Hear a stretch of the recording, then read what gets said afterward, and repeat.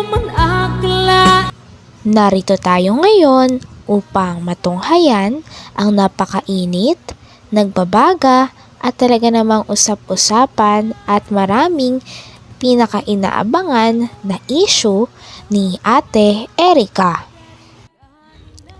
Tinanong nga ni Kalingap Val Santos Matubang ang mama ni Ate Erica kung ano daw ba ang gusto nitong mangyari dahil sa mga sinasabi nito ay medyo lagpas na sa mga linya. Sabi naman ng mama ni Ate Erica ay ang gusto niya lang daw ay patahimikin ang kanyang mga anak at huwag nang i-vlog ang mga bagay na hindi naman sila involved. Kaya sana wag na rin daw silang interviewin ni Kalingap Val. Sobra po. Paano po ninyo malalaman kung kami po ay akala po ka po ninyo, okay lang kami? Opo. Hindi po, manood po kayo ng mga reactor ninyo kung ano pong pagkatao ng anak ko dun. Opo. Diba po? Unawaan ko po naman yun. Hindi nyo lang yung bata, Kuya Bal, kasi nag-aaral, kawawa naman. Siya nga po, naintindihan ko po yun. Tulad po sa school ng anak ko, grabe. Lang yung inaasahan ng bata na Oo nga po. punta man siya sa maayos na buhay. Kung tigilan na po ninyo kami, Nag-aaral na kung kayo po ay sa magulang ko, kayo na po ninyo, wag na po kayo ninyo Oo, kami. umiiyak dito yan pag natin naririnig mo.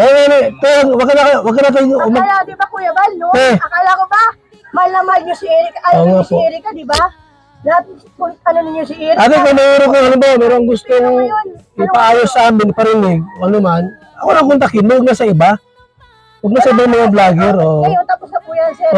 Ayusin lang na po ninyo yung mga rektor. Huwag na po kayo magano. Kung meron pa kung kayo kami marinig dyan, ayun ko na po kung ano.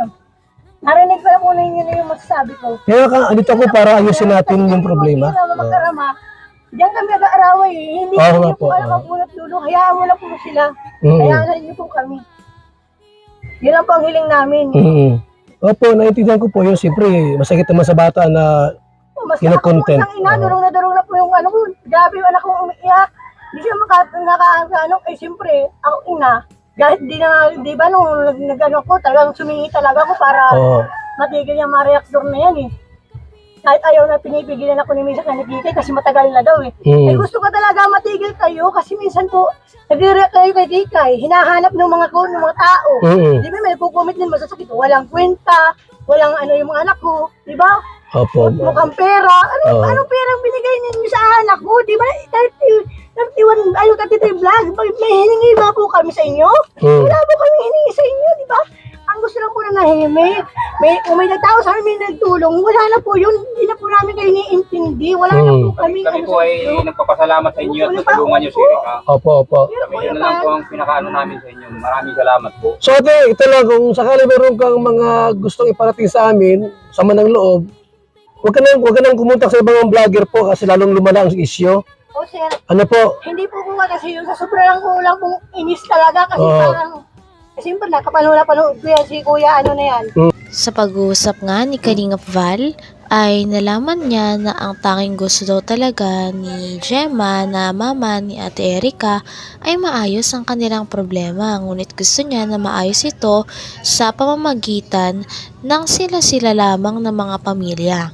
Ayaw niya na daw talaga na gawin ito in public kaya pinapakiusapan niya nga si Kalingap Val na wag na nga mag-vlog tungkol kay Ate Erica dahil gusto din nila ng peace of mind at ayaw na nila na mas lumala pa ang gulo na nangyayari.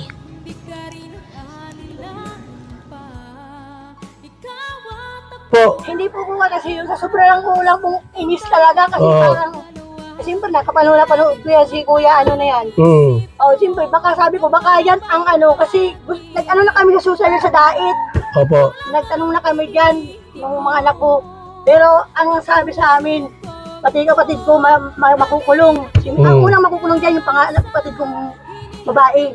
Kasi siya ang gumagawa ng way, kasi para ma-reaktoran, di ba? Pati kung sino man lang nagbalbawala sa mga anak ko, yun di maladamay. Pero inano namin kasi ayaw namin ng gulo. Pero kung tutulungan kami na may matulong sa amin, sa Maynila, diretso namin. O yun ang gusto kong sabihin, isampulan ko sino man ang gusto sampulan. Siyempre, una magulang mo, makukulong din yan. Ay, totoo po, totoo lang po. po. Gusto mo makulong sila? Ay, kung gusto lang po nila, kung sila po talaga nila gusto lang Walang amay. gustong Ito, ate, last word. Ate, Kuya Van, huwag na po opo. kayo. Ate, okay natin may ibag natin para alam ng bawat isa. Wala kaming gustong makulong. Ang Opo. gusto namin, ayusin namin ang sarili namin. Yan, yung maganda roon. Ayusin natin yung problema. Inaano na mapasama Kuya Van, huwag kuya, huwag na Ate. mag-video. Ate. Okay na ate yan, para alam natin. Halika. Ayaw mo makipagbati sa magulang mo? Ay, sila ang nag-umpisang nagalit sa amin, hindi kami. Babay kang tao. Oo nga po. Sila nagsusunta namin at gusto sa iba. Ayun lang. Ayun lang masasabi ko. Pero may chance pa na pwede magpag-ayos. Wag muna. Kayo po ang may bahala na po kayo. Kung gusto po nyo tulungan sila, tulungan nyo. Pero kung wag na ninyo itatama yung anak ko. Sige po. Kung natatambil kami at wag na ninyo mahanapin ang anak ko kung sino. Nagbisita ba dyan? Isi ganyan. Tigilan na po ninyo yan. Wala na po kayong ano sa amin. At kami, kontento na rin kami kung inano niya kami, inakuwi kami. Kami mag-uwi mag-isa. Ayun lang po. Salamat ha. Kuya. Salamat Ha? din. Salamat din. Sige. At least na kausap namin kayo. Kasi kiniklear ko lang kung talagang totoo yung sinasabi niya ay mahirap ng pagka di ko i-clear yan. Ano kuya? Sige, salamat. Okay, salamat ha. Sige. Thank you na.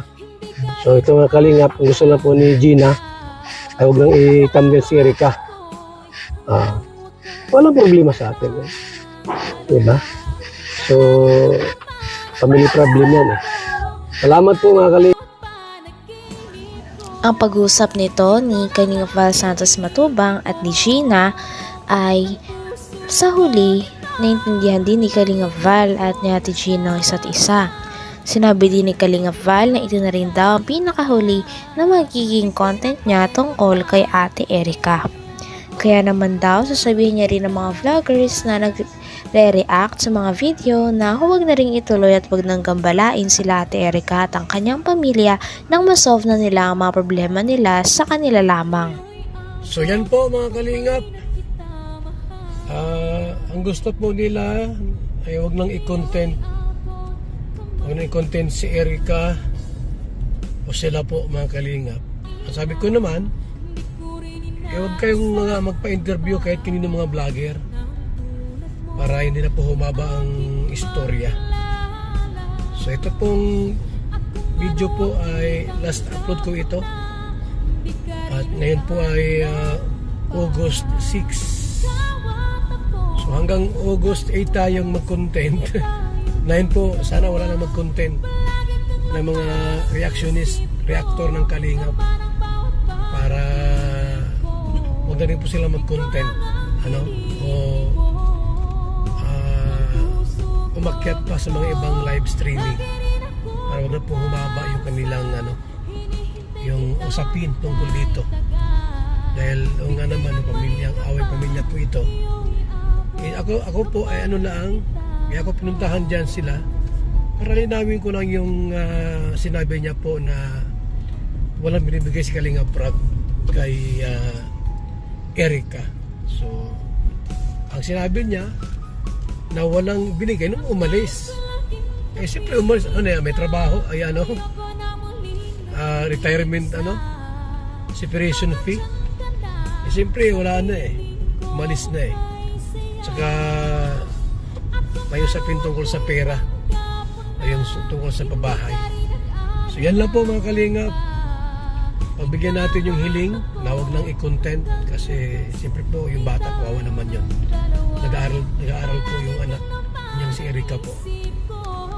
So hiling lang po natin, huwag na siyang mag-content. Last na po itong ating pong vlog ngayong araw na ito.